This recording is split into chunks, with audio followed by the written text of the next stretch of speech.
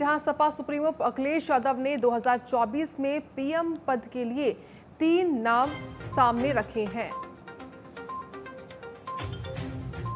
सूची में विपक्ष के 3 शीर्ष राजनेताओं के नाम शामिल हैं। पश्चिम बंगाल की सीएम ममता बनर्जी, तेलंगाना के सीएम चंद्रशेखर राव, एनसीपी प्रमुख शरद पवार हो सकते हैं पीएम पद के उम्मीदवार। अखिलेश यादव ने पीएम उम्मीदवार की सूची से खुद को दूर रखा है। तो सूची में विपक्ष के 3 शीर्ष राजनेताओं के नाम शामिल हैं। ये नाम आपको हम लगातार फ्लैश कर रहे हैं आपकी टीवी स्क्रीन पर। पश्चिम बंगाल की मुख्यमंत्री का नाम शामिल है, यानी कि ममता बनर्जी का नाम शामिल है। तेलंगाना के मुख्यमंत्री चंद्रशेखर राव का नाम शामिल है। साथ ही एनसीपी प्रमुख शरद पवार का भी नाम शामिल है इसमें। लेकिन गौर करने वाली बात यह रही कि इसमें खुद अखिलेश यादव ने अपने नाम का जिक्र नहीं किया है। लेकिन बड़ा सवाल यही बना हुआ है कि विपक्ष की एकजुटता जो दिखाई देती है लोकसभा चुनावों में, क्या इन तीनों नामों पर भी वो एकजुटता दिखाई देगी या नहीं। तो सपा सुप्रीमो अखिलेश यादव ने 3 नामों का ऐलान किया है, जिक्र किया एक तरीके से, और ये तीनों नाम हैं 2024 लोकसभा चुनावों को लेकर। तो 2024 में विपक्ष का उम्मीदवार कौन होगा प्रधानमंत्री पद के लिए, इसी को लेकर अखिलेश यादव ने इन 3 नेताओं के नाम गिनाए हैं, जो कि लगातार आपको हम आपकी टीवी स्क्रीन पर फ्लैश कर रहे हैं।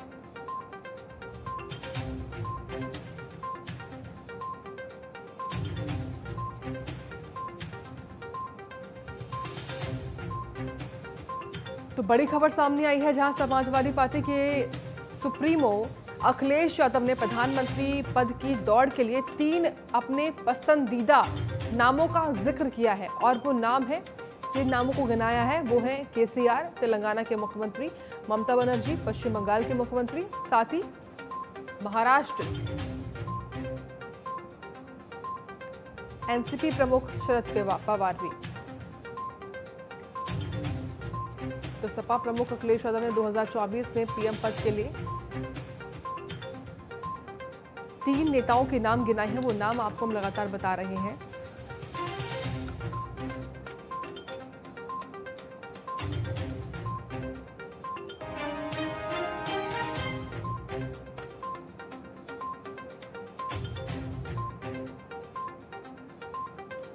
तो सपा सुप्रीमो अखिलेश यादव ने 2024 के लिए पीएम पद के लिए 3 नामों को गिनाया है, और सूची में विपक्ष के 3 शीर्ष राजनेताओं के नाम शामिल हैं।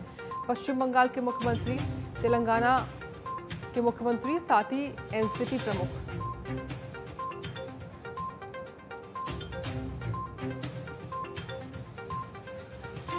तो सूची में विपक्ष के 3 शीर्ष राजनेताओं के नाम शामिल हैं।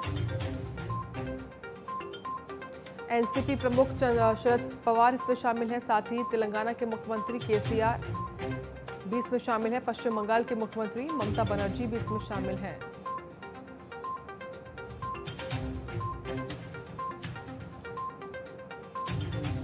लेकिन अखिलेश यादव ने खुद को अलग रखा है प्रधानमंत्री पद के उम्मीदवार की सूची से। तो सपा सुप्रीमो अखिलेश यादव ने 2024 में पीएम पद के लिए 3 नाम गिनाए हैं, और 3 शीर्ष राजनेता हैं ये हैं जिनके नाम गिनाए हैं अखिलेश यादव ने।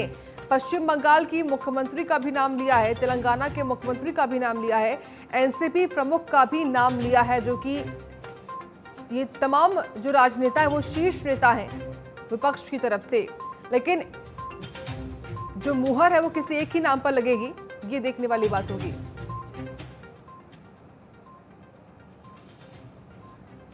और जानकारी के साथ और बातचीत करने के लिए हमारे साथ प्रवक्ता समाजवादी पार्टी हैं नितेंद्र यादव जी।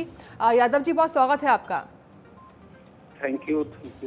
देखिए, जिस तरीके से अब 2024 लोकसभा चुनावों को लेकर कवायद शुरू हो चुकी है, इसी बीच में समाजवादी पार्टी के अध्यक्ष यानी कि अखिलेश यादव ने 3 नाम गिनाए हैं, और इन 3 नामों में जो कि प्रधानमंत्री पद के लिए उन्होंने गिनाए हैं, इनमें उन्होंने खुद का नाम अलग रखा है। इस पर आप क्या बोलेंगे? साक्षी जी, यही लोकतंत्र की खूबसूरती और समाजवादियों की उदारता है। आदरणीय राष्ट्रीय अध्यक्ष समाजवादी पार्टी श्री अखिलेश यादव जी ने, जबकि उत्तर प्रदेश देश का सबसे बड़ा सूबा है, जहाँ से 80 लोकसभा के सांसद चुन करके जानते हैं, वहां का प्रतिनिधित्व करने के बाद भी उन्होंने एक बड़ा दिल दिखाया है, बहुत बड़ी उदारता का काम किया है कि उन्होंने और भी अनुभवी और सीनियर वरिष्ठ नेताओं का नाम लिया है। ये निश्चित है, नो डाउट कि ममता बनर्जी जी 15 साल से बंगाल में हैं, लगातार और एक ईमानदार और जुझारू व्यक्तित्व है। ऐसे केसीआर का भी नाम एक अपने प्रदेश को डेवलप करने का और जमीनी स्तर से जुड़ करके प्रदेश को विकास करने के ऊपर जाता है।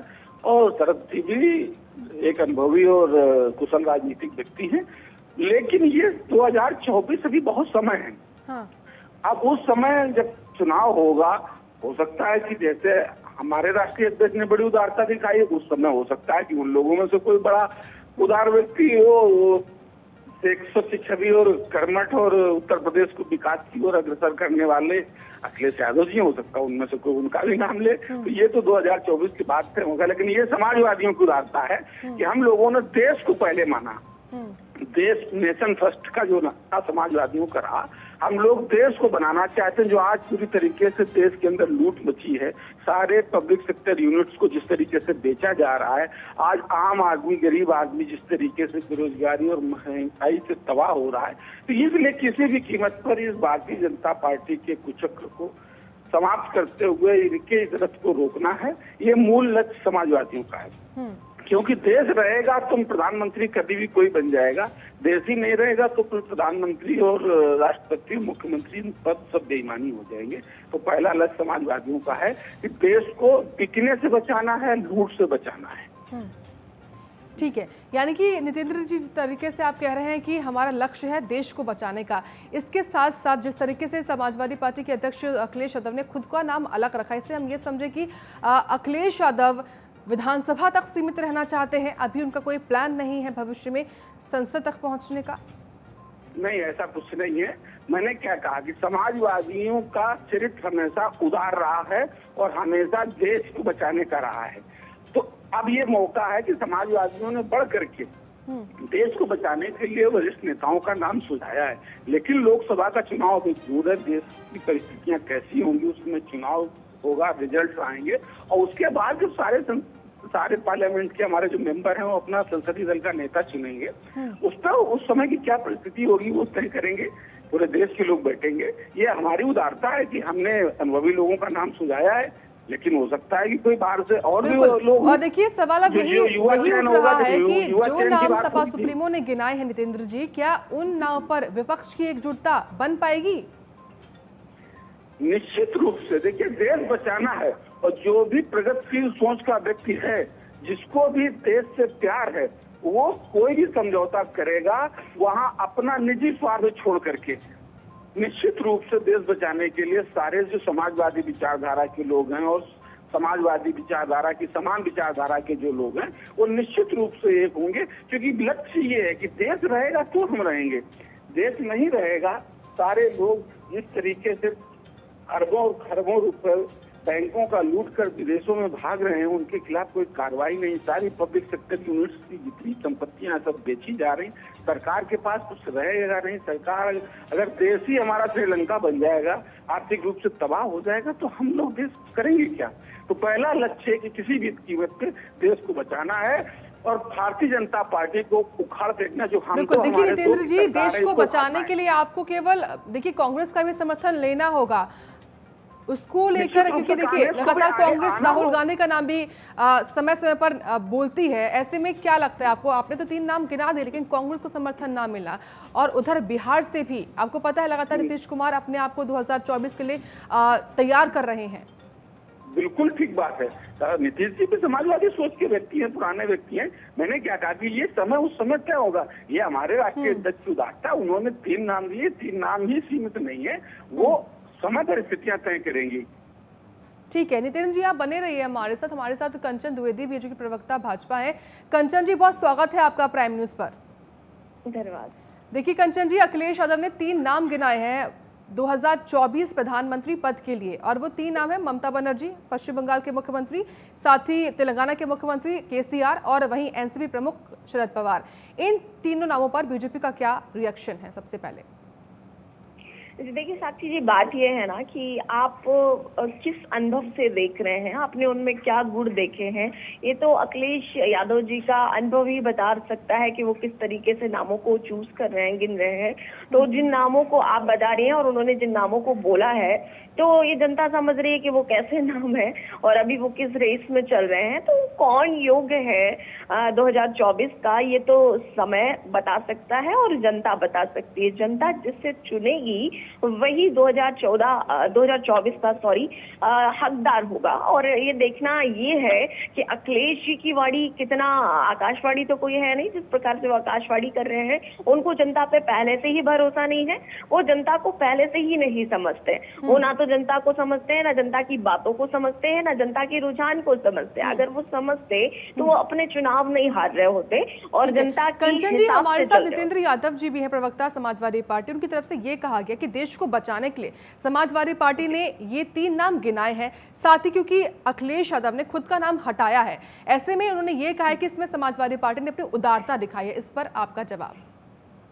ये उदारता नहीं है, ये तो बस अपने बुद्धि और विवेक का थोड़ा सा उपयोग उन्होंने कर लिया। अच्छा है, ये बहुत अच्छा किया, क्योंकि अभिमान इतना ज्यादा है समाजवादी पार्टी में कि वो हमेशा अपने आप को श्रेष्ठ ही समझते हैं। लेकिन ये अच्छी बात है, देर आए दुरुस्त आए, थोड़ा सा बुद्धि का लेवल तो समाजवादियों का बढ़ रहा है। ये अच्छा लगा मुझे सुन के कि समाजवादी इस तरीके से अब सोचने लगे हैं। बाकी मैं आपको एक बात बता दूं, 2024 वही जीतेगा जिसको जनता पसंद करेगी, जो जनता के लिए कार्य करता है, जो जनता के लिए अपने आप को पूरी तरीके से समर्पण करता है। यूं नहीं होता कि आप चुनाव में 6 महीने पहले आते हैं, इसके बाद में फिर 6 महीने बाद जाकर के आप फिर अपने एसी में बंद हो जाते हैं। आपके कार्यकर्ता, आपके लोग, आपके साथी ही अगर ये बोलें कि आप कार्य नहीं करते हैं, तो जनता तो इन चीजों को समझती है। फिर आपकी बातों को वो किस तरीके से लेगी, मुझे नहीं लगता कि जनता उनकी बातों को बहुत सीरियस भी अब लेती होगी। ठीक है, यादव जी जवाब दीजिए।